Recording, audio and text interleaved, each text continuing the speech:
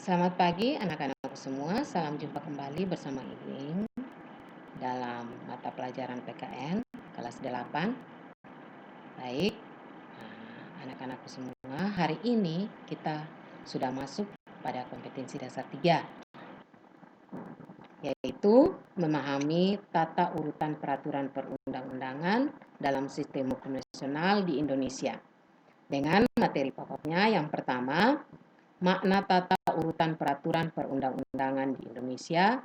Yang kedua, proses penyusunan peraturan perundang-undangan.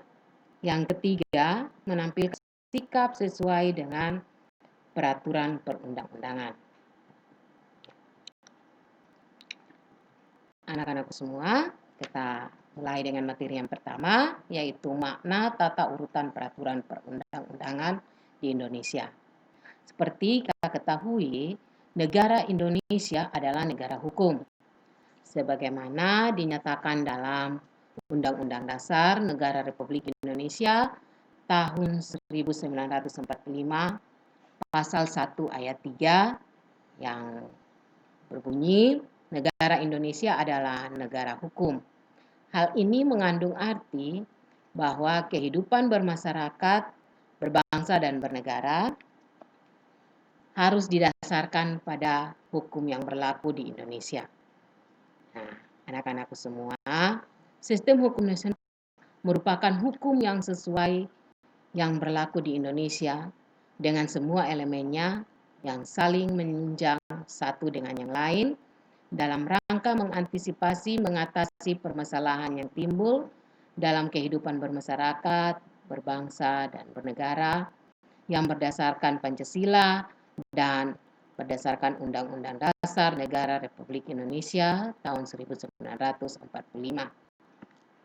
Nah, pengertian peraturan perundang-undangan nasional, anak-anak semua, negara Indonesia adalah negara hukum, dinyatakan dalam Undang-Undang Dasar Negara Kesatuan Republik Indonesia tahun 1945, pasal 1 ayat 3 yang bunyinya, negara Indonesia adalah negara hukum.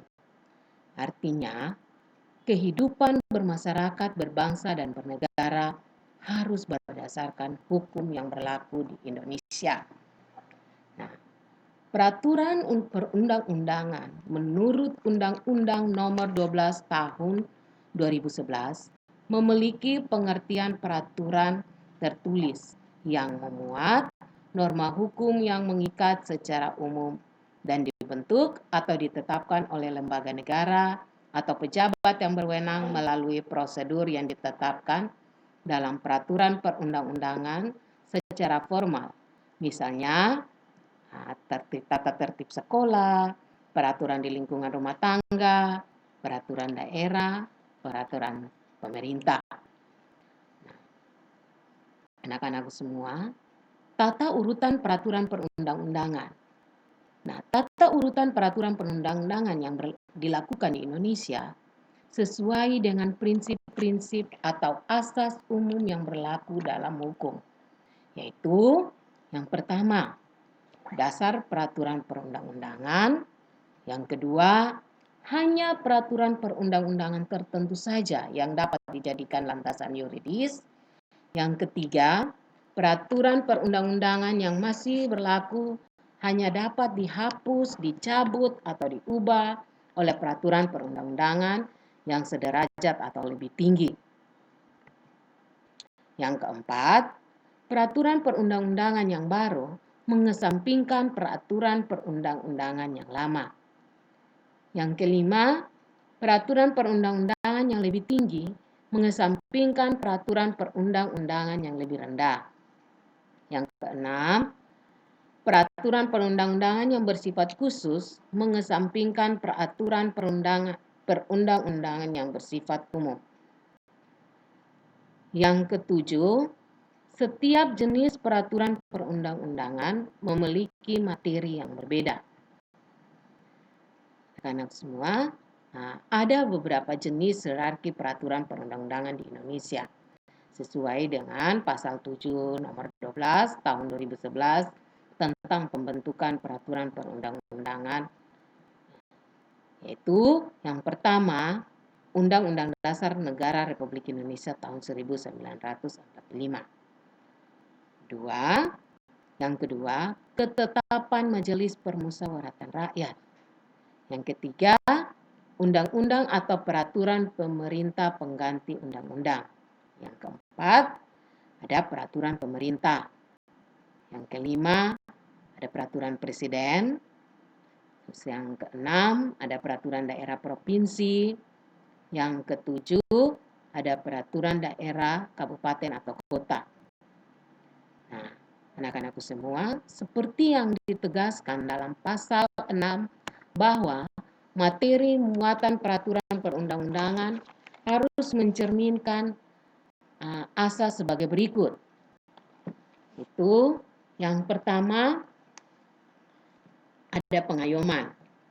Nah, artinya bahwa setiap materi muatan peraturan perundang-undangan harus berfungsi memberikan perlindungan untuk menciptakan ketentraman masyarakat.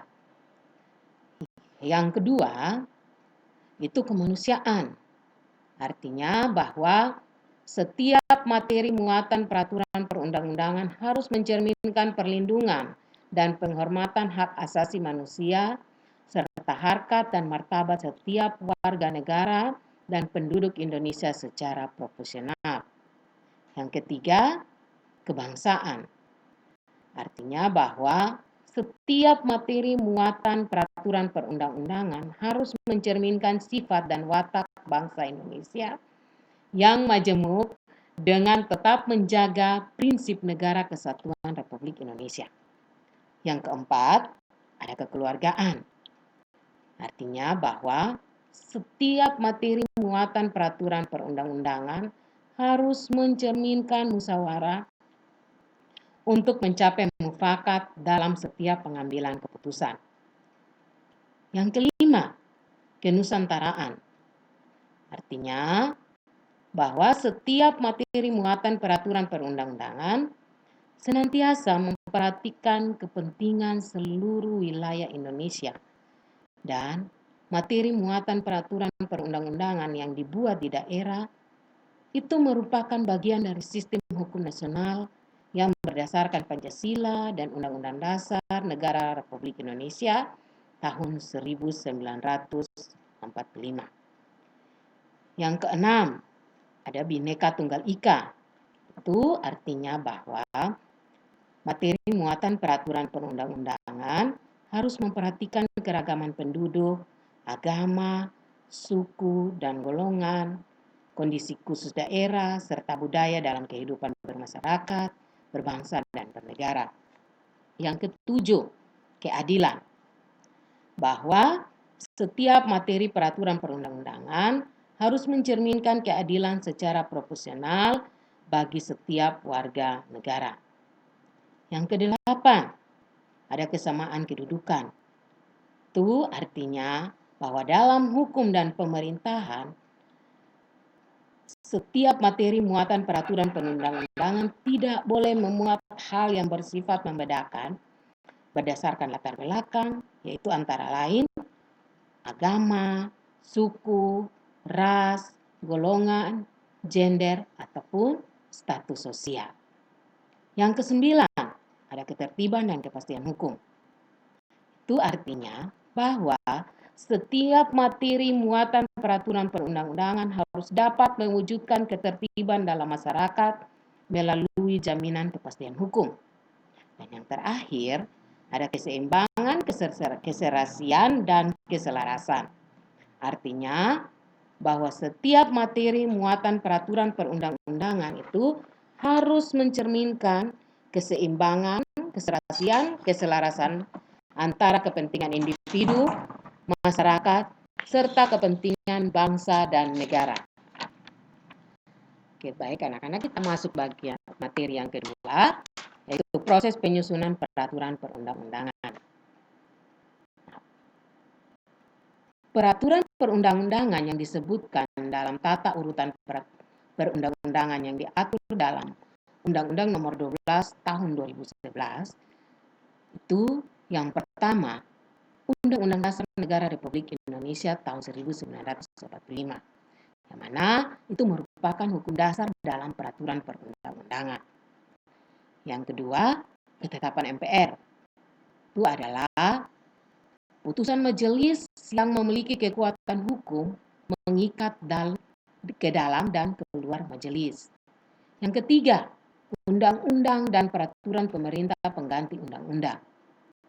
Itu peraturan undang-undang yang dibentuk oleh DPR dengan persetujuan bersama Presiden. Yang keempat, ada peraturan pemerintah.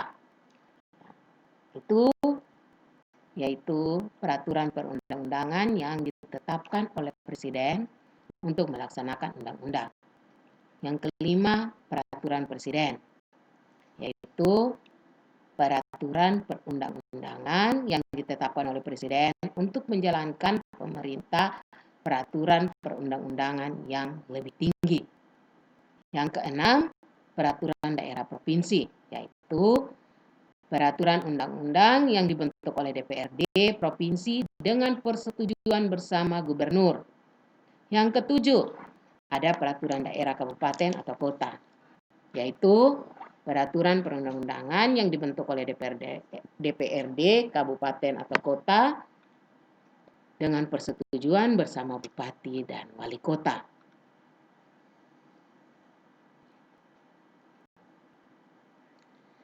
Kita masuk pada materi yang ketiga, yaitu menampilkan sikap sesuai dengan peraturan perundang-undangan. Yaitu yang pertama, pengetahuan hukum. Meliputi pengetahuan tentang perbuatan yang dilarang hukum, seperti penganiayaan, penipuan, dan penggelapan. Yang kedua, pemahaman tentang kaidah-kaidah hukum. Tujuan hukum yang mewujudkan ketertiban dan keamanan bersama. Yang ketiga, sikap terhadap norma-norma hukum, yaitu perilaku yang ditunjuk dalam bentuk penilaian norma-norma hukum. Yang keempat, ada perilaku hukum. Artinya, perilaku hukum yang ditunjuk dengan perbuatan mentaati aturan-aturan hukum yang berlaku dalam kehidupan masyarakat. Baik, sekian materi yang Ibu bagikan. Terima kasih. Selamat siang.